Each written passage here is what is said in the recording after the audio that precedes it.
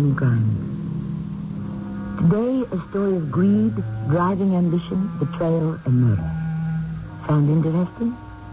Philosophers and psychologists have told us that the one desire that remains with us after everything else is burned to ashes is the need for recognition. It is the compulsion to make the world recognize our worth.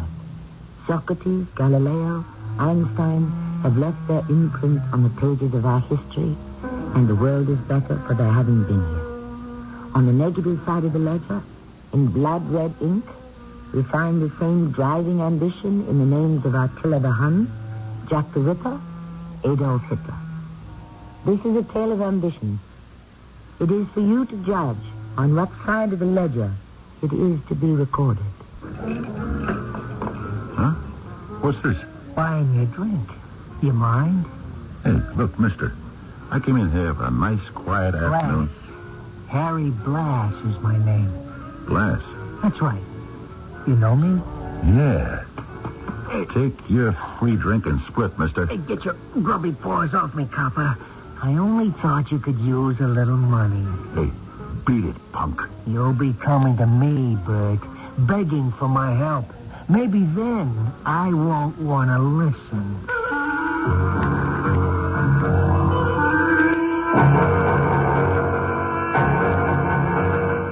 Our mystery drama, The Blood Red Ink, was written especially for Mystery Theater by Sidney Sloan and stars Fred Gwynne. It is sponsored in part by Cat's Paw, Heels and Souls. I'll be back shortly with Act One.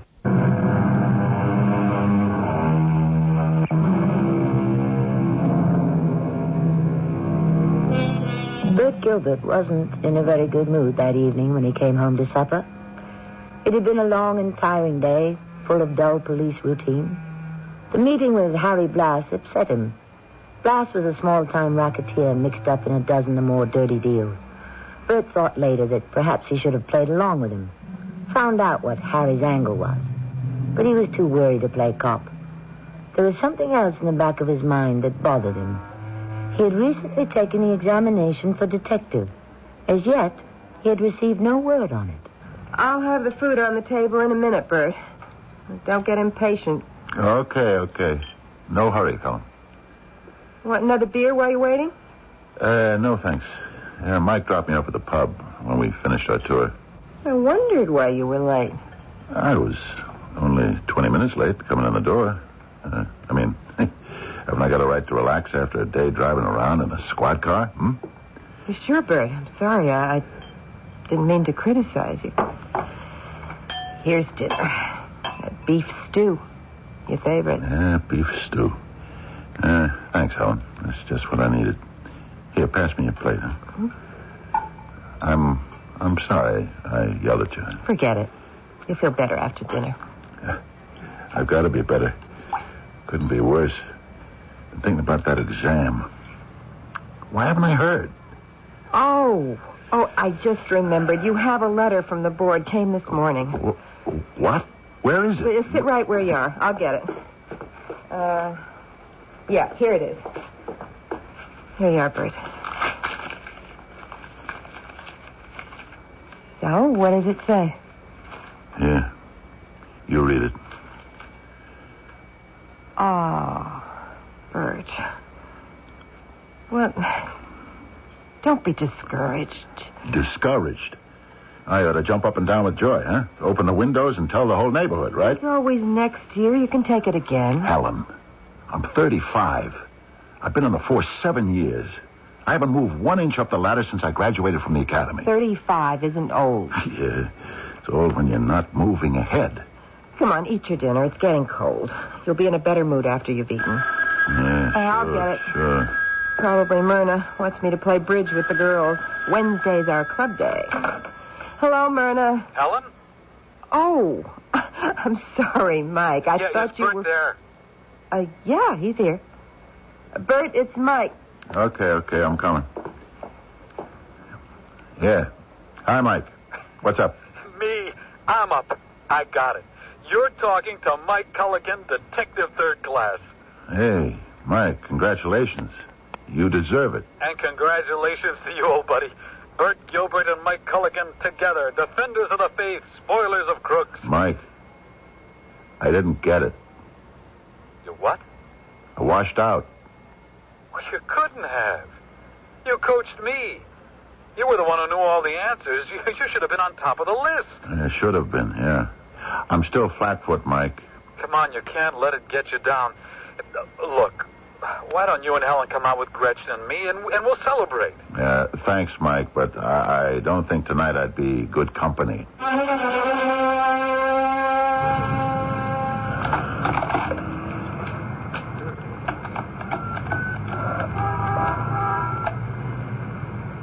Hello? Yeah, this is Patrolman 342987, Bert Gilbert. I'm calling Captain Sullivan. Yeah.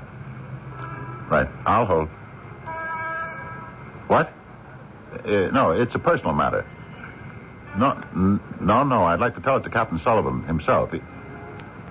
Okay, I'll put it in writing to him. Thanks. He talked to you? No, Mike. His secretary says for me to put it in writing to him. Yeah, well, sure, he's a busy man. Yeah, right. Busy man, Mike. Right. Put it in writing. Yeah, well, why not? I'll tell you why not. Because I want to see him face to face and ask him why I got passed over. 7 years, Mike. 7 years out of my life, and I can't get in to see the boss and ask a simple question. Come on, you're making too much out of this, Bert. You're a fine one to talk. In 7-8 days, you'll be out of this dull rat race. No more riding around the squad car for you. No more dull routine. You'll be wearing plain clothes, getting detectives pay. Look, come on, get back in the car. You're making a scene out here on the street. So, what do I care? You get back in the car and leave me alone, huh? I can't leave you here. I mean, we haven't completed our tour of duty. Tour of duty? Do I hate that cop lingo? Listen, old buddy. You complete our tour of duty, huh? I need a drink.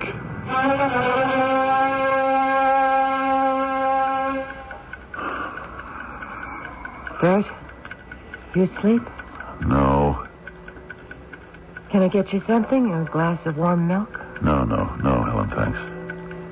You keep tossing and turning. You've got to get your rest. What for? You won't be fit for work tomorrow if you don't get some sleep. Helen, I've been suspended. What? Suspended. You know what the word means. How long? 5 days. What for? I quit work a little early last Tuesday. You what? I just felt like I couldn't work a minute more, so... How early? 35 minutes. I don't understand. Yeah, I do. I'm tired and I'm fed up. But you could have applied for a leave if you weren't feeling well. I'm sure they'd have given you time to get yourself together. Yeah, well, I got the time. 5 days, suspended without pay. Oh, Bert. Helen, don't get upset. It got me what I wanted. What? I wanted to see Captain Sullivan. Ask him why I got passed over when the commissions were being handed out. He finally saw me, and I had a chance to tell him what I thought of the whole business. You didn't say anything insulting. No. I didn't insult him. But I got a little head up. Well, he listened to everything, and then he sat down at his desk and said he thought I needed a vacation. Without pay. Oh, Bert. It's going to be on your record. So what? Up to now, towing the line hasn't got me much, Helen. What have I got to lose?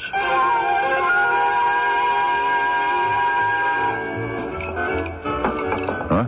What's the idea? I didn't order another... I'm buying you a drink, Copper. Listen, I told you the last time what you could do with your drink, mister. Blash is your name, Copper. Harry to my friends. Why do I always find you crawling up my back, Look, Blash? Copper, I'm not gonna... And stop calling me Copper. But you are a cop, ain't you? You ashamed of it? Get lost.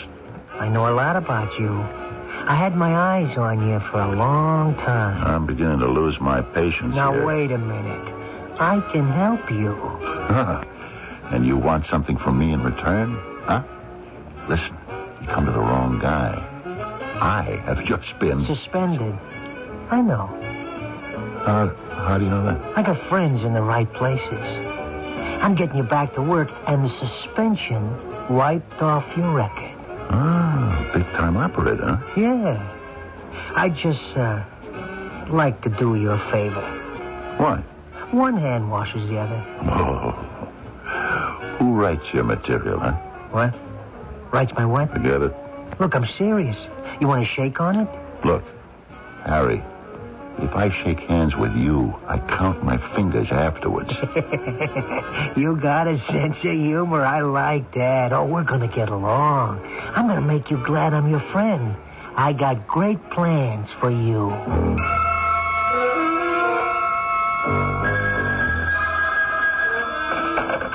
Hello? Yeah? Where? I'll be there in 10 minutes. Who is that, Bert? Friend. Wants me to come over to the bowling alley for an hour, so, you don't mind, do you? You never bowl. I just took it up. They have a pool there, too. If we get tired of bowling, we can shoot a little pool. Bert, this isn't like you. Do you realize this is the third time this week you've had some reason to go out after dinner? Third time, huh? I really wasn't counting, Helen. How many weeks have I just sat here reading the paper or looking at the boob tube? How many times? All right. I don't mean to argue, so go out. Just don't be too late. Got to be out of here tomorrow morning at 7, remember? Look, it just occurred to me that you might have something on your mind. You don't think I'm running around with another woman, do you? Bert, that never entered my mind. Yeah, well, good. I'm not chasing around, Helen. You're still my girl after 8 years. Don't you forget it. I know, darling. I know that. Now, who can that be? Hi, stranger. Hey, Mike. Where in the world have you been? I haven't heard from you or seen you in over 2 weeks. That's why I came over. You know how it is. You big shot detectives don't cross our paths too often. You're too busy with important assignments. Come on, old buddy. You're putting me on. Aren't you going to ask me in? Mike, come in. Please, come in. Bert's only kidding. But I'm not kidding. Look, the reason I came over was to ask you guys to go to the movies with us. Gretchen's waiting in the car, and Mike, I've got another engagement. But maybe Helen would like to go.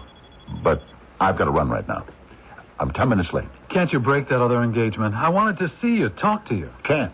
Gotta go. Bye. See you later, Helen. Mike. Oh, well, that was what I'd call kind of abrupt. I'm sorry, Mike. I'm sure Bert didn't mean to be rude. It was a good imitation. Well, Helen, what about it? You want to go to the movies with us? No, thank you, Mike. But please forgive Bert. He's upset because he didn't make detective with you. Yeah, I know. And I'm worried. Well, he'll get over it. It isn't what I'm worried about. Helen, I'm going to tell you something I shouldn't. Bert is my best friend, and... Well, look, Helen, he's in trouble. Or he will be if he continues as he's going. I don't understand. He's hanging around being palsy-walsy with a slimy character by the name of Blass. Mike, I'm sure you're wrong. Hey, I wish I was. This Harry Blass guy is mixed up with 1,000 crooked deals, and he manages to slip out and around the law every single time the police catch up with him. And you think Bert is involved with this man? I know he is. Look, as a friend, I'm asking you to get him to stop seeing Blass. Immediately. Oh, good Lord. Please, remember I never said a word to you. He mustn't know that I talked to you. Okay, Mike. You're a friend. A real friend. Bert Gilbert has taken a dangerous step. His association with Harry Blass can only lead to dishonor and prison. He seems to believe that he can beat the law by jumping in, getting what he wants, and then quickly getting out. In his frustration and disappointment, he is forgetting the irreparable damage he will be doing to himself and his wife. We will be back shortly with Act 2.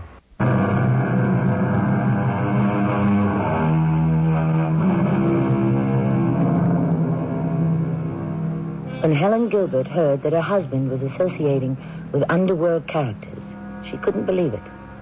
Bert had been an honest, hard-working police officer until he met with a big disappointment.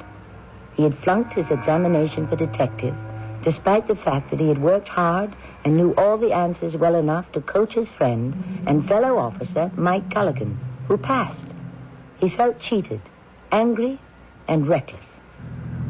I tell you, it's a piece of cake. I got it all laid out. Only one hitch. Wait a minute. Hold on, Blas. Aren't you making a big mistake spilling all this to me? I'm a cop. So what? You wouldn't like to grab off your pension money with one little job? Pension money? Look, you gotta wait 13 more years before you begin to collect, right? How do you know how long? I know. So you wait 13 years and you get your dough. They dribble it out to you in crumbs, a little piece of bread each month. Yeah? And your way? Big pieces of bread. Now. 3 or 4 times, and you're rich. In 6 months or less, you retire from the force. You can forget the pension. Yeah? You got more money than you ever thought you would have in your dreams. And you got it nice and safe, where no one can touch it, in a private Swiss bank account. You make it sound easy. It is, and it pays big. But you said there was a hitch. A little one. Little? How little? Someone has got to walk out with the stuff in his pocket. Stuff? Diamonds, Bert. A bag full, uncut, big, expensive diamonds. Impossible to trace. Look, you know 47th Street between 5th and 6th, right? Sure, the biggest diamond center in the world. Maybe. Amsterdam's the biggest. But here's the layout.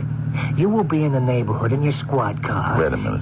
How can I explain my being there? Well, it's in the general area you patrol, right? It's in the area. Well, you will get a call on your car radio sending you to the scene of the crime. Call? A phony call. It'll be on our own shortwave transmitter, right in the neighborhood. No one will be hearing it but you. It'll sound official. We've got it all set up and we've tested it. It can't be heard in the next block. Yeah, but it'll be hard to explain later. That's where your partner comes in. You're not going to include him in the deal? Of course not. But, he becomes your alibi. You get it? He'll swear the call came from the official police dispatcher. He will think it's the real thing. So how do I get the loot? You go in, you catch the thief, arrest him. He slips the diamonds into your pocket. You get him outside and push him into the police car and call in and tell him you made an arrest. What about the thief? He's clean as the snow. They've got nothing on him. Can't be identified. Fake wig, eyeglasses. He won't have the loot on him. No evidence. The wig and glasses get dumped into the garbage before you hit the street with him in cuffs. He's got no record. He spends the night in a slammer. Next day, his lawyer springs him, and you turn the diamonds over to me. How? There'll be a hot dog stand in front of the precinct station. You slip it to him as you pass. We'll take care of your cut as soon as we dispose of the diamonds. Wait a minute. How do I know that I won't be the fall guy? Do all the dirty work and then get the blunt end of the stick. Bert, you gotta trust me. We're a big organization. We do business in a legitimate way. We got help in the right place in case of trouble. Okay. But, listen, Blas. Yeah? Don't try to pull a fast one on me.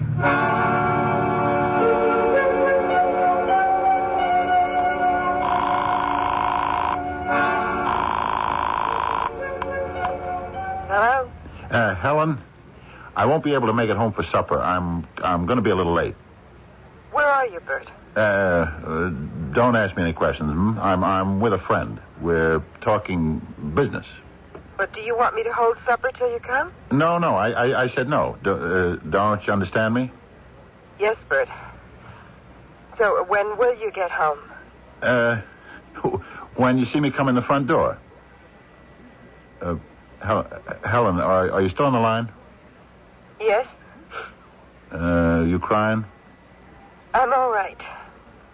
Helen, I'm sorry I was short with you. I'm a little tired. It's okay. I understand. Yeah. Okay, I'll see you later. Bert? Yeah? Mike was here about 20 minutes ago. He called twice before to talk to you. He said for you to call him and meet him someplace. He said it was urgent. Good old Mike, huh? So what's he doing, playing Sherlock Holmes? Bert, he's your friend. You've said it yourself, your best friend. Yeah. Sure. I'll call him, Helen. Bye. See you later. Hey, Bert, I thought you were just going to call your wife. That's what I did. Took you an awfully long time. You checking up on me? Because if you are, the whole deal's off. Either you trust me... Oh, come on. You got a short fuse. Take it easy. Well, stop breathing down my back, huh? I said we had a deal, and I meant it. Just naturally careful, Bert. Sit down. You know, you do look a little worried. Maybe I am. My old partner... Mike Culligan? Yeah. He's caught on that you and I are seeing a lot of each other. Yeah? So? Well, he's a new detective. So he wants to look like one. You talk to him? Why not? Oh, nothing about our business. You sure? Because if you did, he wouldn't like it. He? Who is he? Never mind. Look, Blas, if you want me in on this thing, don't hold out on me, huh? I gotta know who's involved. I thought I was working with you. Now you let me know you got a boss. I can't tell you that, Bert. He'll let you know who he is when he feels the time is right. As for your buddy Mike, I'm leaving it up to you to keep him out. He's my friend. You wouldn't spill it if he did know. You sure of him? Absolutely. Have you settled on a date? Well, there's a big shipment coming in from South Africa on the 20th. We'll give them 2 days to check it out. The 22nd? Yeah, definite. So how's your man going to get into the place? Security's pretty tough in that business. We've been in touch from San Francisco. Phony setup from out there with a fancy letterhead. Our man will be arriving in New York on the night of the 21st. The next morning, he will arrive at their door with all his forged credentials and go right in. And so when do I come in? When you answer the call from the police's dispatcher. The one that you got set up, the fake. Right. Like I told you the other day. I just want to be sure. Good. Keep checking and, hey, keep an eye on your old buddy, Mike.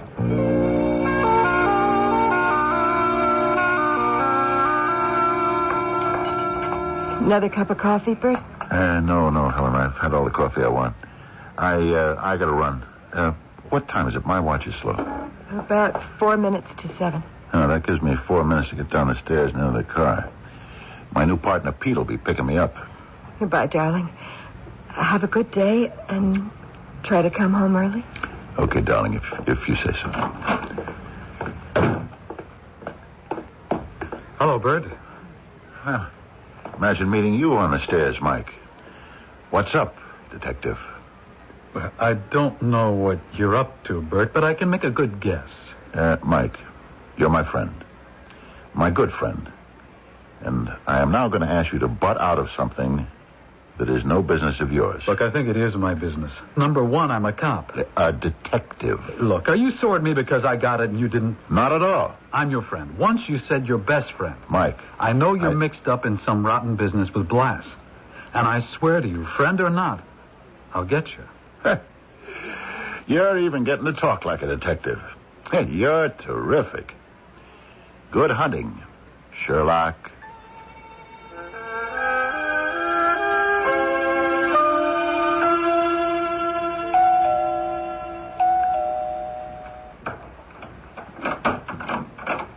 Bert, I told you never to come here. You left a telephone message with my wife. But I didn't want to meet you here. At the bowling alley, I told her. Yeah, I know. But I wanted to see your place. See how the better class lives. Hey, some joint you got here, Blas. A little flashy, but quite elegant. All in great taste. Okay, you've seen it. Now get out. I'll meet you in 5 minutes. I'll let you out through the cellar door in the back. What's all this cloak and dagger stuff? Hey, you jumpy? Yeah, I'm jumpy. And you want to know why? Your buddy, Mike Culligan, has got a tap on my phone and yours. A tap? You must be kidding. It's hard to get permission for a tap. How do you know? Never mind. I know. Oh, that's right. You have connections. Still, it's hard to believe. It's real. I got it from a source I can trust. Who? Don't ask questions, and you'll live a lot longer. Punk, are you threatening me? No, Bert. I ain't threatening you. You're important. The scam won't work without you. But don't ask me to tell you things that I can't give out. I told you that before. When it's the right time, you'll meet the key man. Okay. Is that all you got to say? That you think our phones have been tapped? No, think. It's for sure. Now, there is one other little thing we cover. What? Detective Culligan. Okay. I'll handle it. You sure you want to take care of it? Wait a minute. What does that mean? Well, he's getting too close, Bert. He'll blow the whole thing. I told you, I'll take care of him. How? Talk to him? Cut him in on a small piece? It won't work. He's straight. He won't play. He's my friend. He won't do anything to hurt me. Yeah? He's got a bug on your phone. I tell you, there's no other way but to... Now listen, Blass. Bert, we don't take chances. I'll get to him. Talk to him. No good. There's only one way to stop him. Okay, that's it. I'm through. You're asking me to be party to a murder. The murder of a man I have known Bert, since... let me tell... Yeah, that wasn't what I agreed to, and I don't want it.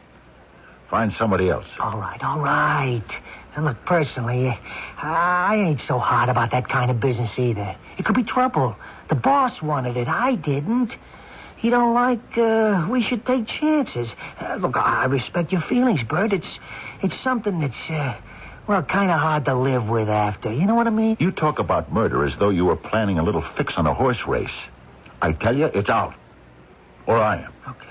Okay. It's out, Bert. You sure? My word. I give you my word. Your word. I've been on the up and up with you. You know it. Harry, I'm going to take your word. And I'm going to hold you to it. You and your boss both. You know what I mean? Sure. No problem. All I got to do is tell the boss. Tell him how you feel. He'll go along. Hey, Bert, he needs you.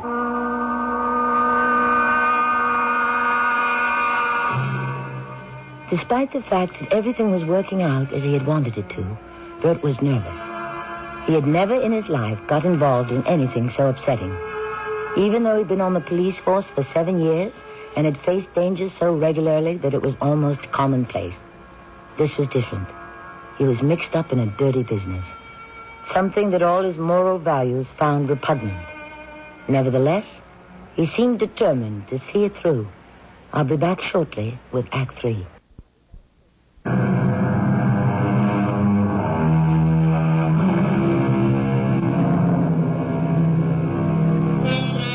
It is the night before the day is set for the robbery. Bert met Harry Blass on a street corner and he hailed a cab. Since Harry knew that his phone and Bert's were tapped, he varied his meeting place with Bert to make it impossible to set up any kind of trap. They ride in silence for some minutes and then Harry begins to give Bert his final instructions. Now, Bert, at 18 minutes before 11 tomorrow morning, you will be turning off 5th into 47th Street. I understand. You will get the call on your radio at exactly 16 minutes before 11, the one we're setting up. The phony one? Yeah. It will come in maybe 5 minutes before the official call will come in. 5 minutes? That's not much time. With traffic, before we answer it, get up the elevator, it might take 10 minutes or more. It's got to be 5 minutes, no more. Or the rest of the police will be right in there with us. Okay, I'll try to move. I want to warn you. You'll have a different partner in your car tomorrow. Wait a minute. What about Pete? He's been Mike's replacement. He's off on another assignment. I see. You manage that. What for? I thought it might be better if you got a temporary new partner. Just out of the academy. Just got a badge and a revolver. We could go Friday. Her? Well, you don't mind, do you? Oh, good-looking dame. 27, 28. And we got her through your friend? Yeah. I told you I have connections in the right places. And she knows what's going on? She ain't in on nothing. Yeah, something else. Your friend, Mike Culligan, won't be around when all this happens. What do you mean? Relax. We got a good break. Culligan is in Arizona. Left this afternoon. Extradition business. He was sent to pick up a con out of Arizona State Prison and won't be back till Monday. Oh, that's good. Yeah, thanks. Hey, don't thank me. Just coincidence. Yeah, I'll bet. Okay, give the cabbie your address and then we'll... No. Better drop me at the pub. I'll have a beer, and I'll have an excuse for coming home late.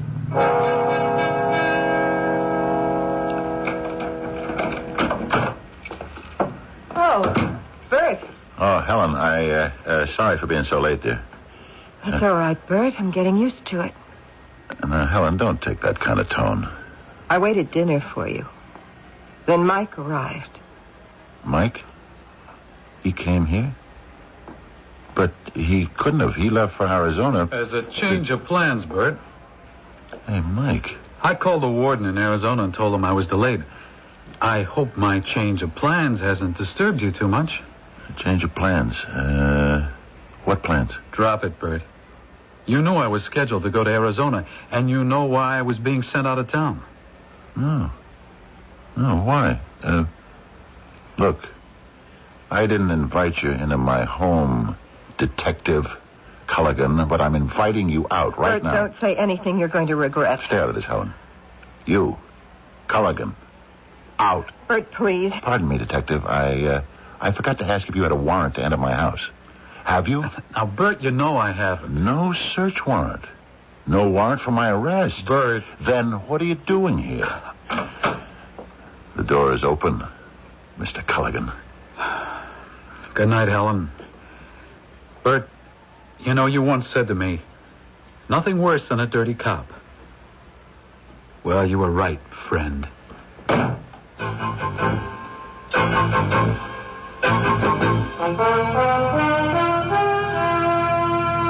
Turn into 47th, Grace. Again, Bert? We just came around the block. Come on. Turn before the light changes. Okay, that's what you want. Traffic's so heavy it'll take us 10 minutes to get to 6th again. You doing piecework, Grace, or do you work by the day? I'm working by the day. But this is certainly a dull business. What time have you got, Grace? 15 minutes to 11. You're fast. I've got 19 minutes. A little too early for lunch, Bert, don't you think? Sector Able 12. Sector Able 12. You have a 1033. Hey, that's a 1033 robbery in progress. Able 12 is us. You have a It's us. 1033. You learned your lessons. Good, Officer McKenzie. 47th Street, 25A West, 10th floor. Hey, hit the lights and the siren. That's just right ahead. 25A West, 10th floor.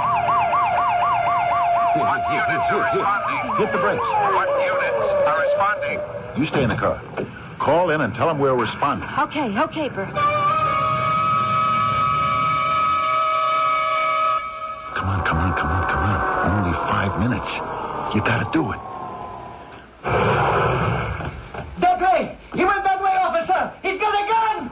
Okay. Stay where you are. Stay out of the hall. All ears. Out of the hall. Hey, cop. Here, right here in the closet. Oh, yeah. Come on, shut the door. Okay, put the cuffs on me and let's go. Hey, where'd you ditch the Wiggins glasses, huh? Garbage can. Garbage will be picked up by the morning. Not to worry. Come on, let's go. Wait a minute. Where's the loot? You're supposed to give it to me, and I'm... Yeah, look, signals change. The stuff is already mailed in 4 pre-stamped manila envelopes. Wait a minute. Blass told me... Now, changed his mind. He didn't want to put you in any trouble. Look, if you don't have the stuff and I don't have it, we're in the clear. So where was it mailed to? Where? I don't know. I didn't look at the address. I just filled the envelopes like I was told to, sealed them, dropped them in the mailbox at the end of the hall. Goes right out down to the first floor. 3 o'clock mail pickup. I see. Look, what are we waiting for, copper? Take me out of here. Throw me in the slammer. Come on, I'm your prisoner.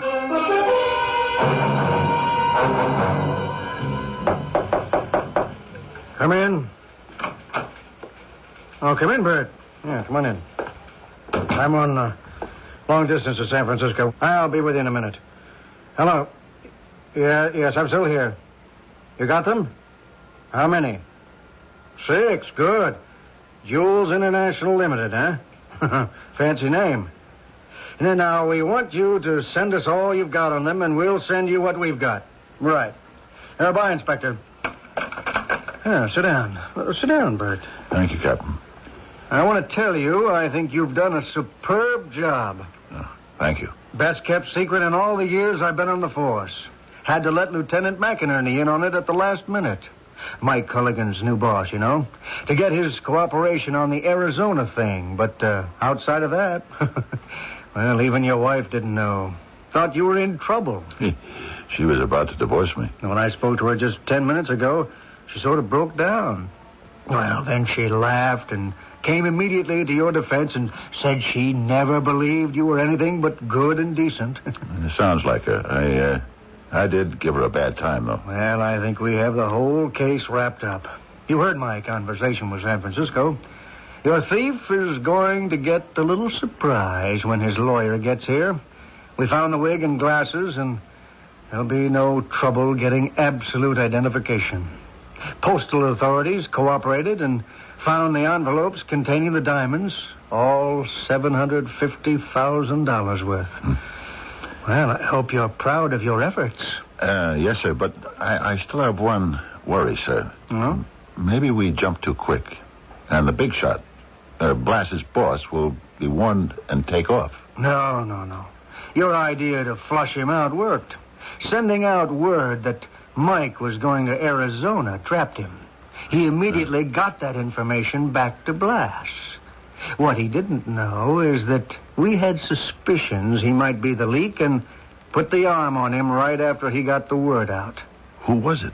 A man by the name of Reach. Works for the company who handles our electronic maintenance here at headquarters. Huh. He had access to all our information, and he yielded to temptation. Then he wasn't the big boss. No. I'd say a small but important cog in Blass's operations. Blass is the big man, and we'll have him within the hour. He doesn't know that he's in any trouble? Not an inkling. Everything was done so swiftly and without fuss that Blass couldn't possibly know. Lieutenant McInerney sent Mike Culligan to make the pinch. Mike? Any backup?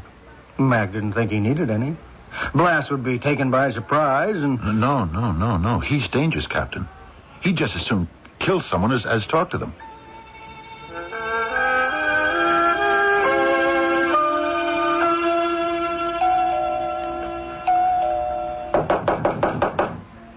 Who's there?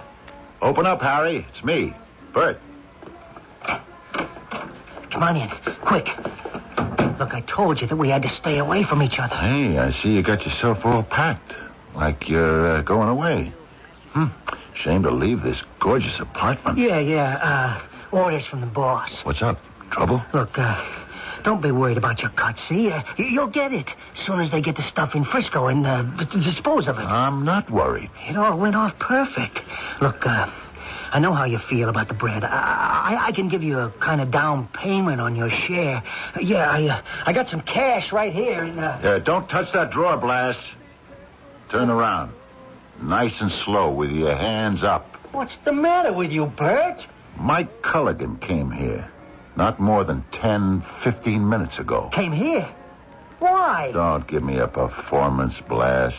He came here to pick you up. What happened? Look, Bert, you and me, we're partners.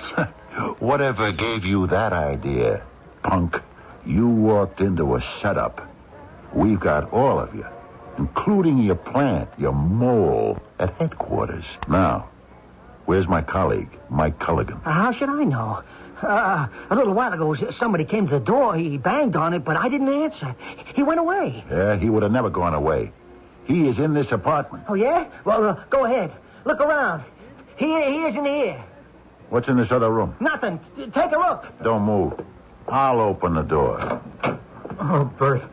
Mike. I'm hit. Mike. Blass. He's going to get away. Get him, Bert. Mike, I can't leave you like this. I'll call for an ambulance. You're a cop, Bert. Get him for me. I'll be all right. Okay, Mike. Blass, I see you. Down the stairwell.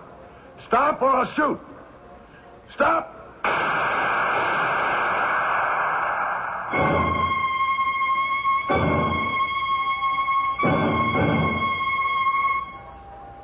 Mike.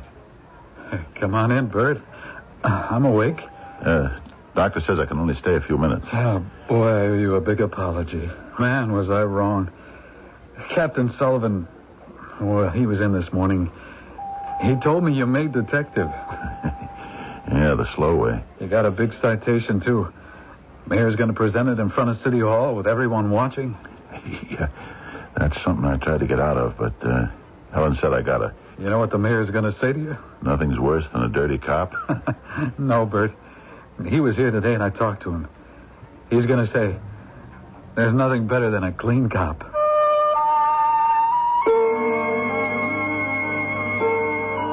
Detective Third Class Bert Gilbert stood on the steps of City Hall with his head slightly bowed while the mayor read the citation. He was embarrassed by all the ceremony. Then he glanced up and caught the look in Helen's eyes as she watched her husband being honored. And he knew then that the look was worth all the embarrassment and discomfort. I'll be back shortly.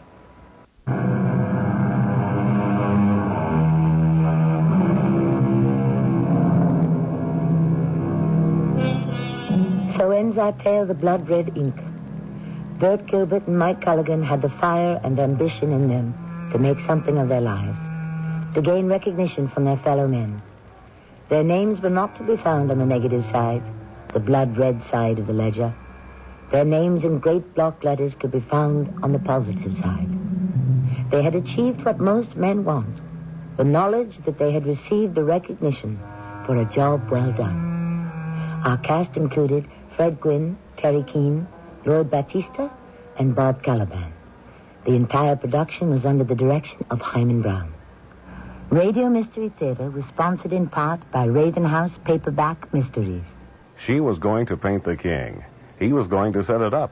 And they were going to split $10,000. How was all this to come about? Find out tomorrow night when the CBS Radio Mystery Theater presents The Wedding Present on 1230 WCOL. 30 WCOL Columbus, 72 degrees downtown. It's 11 o'clock.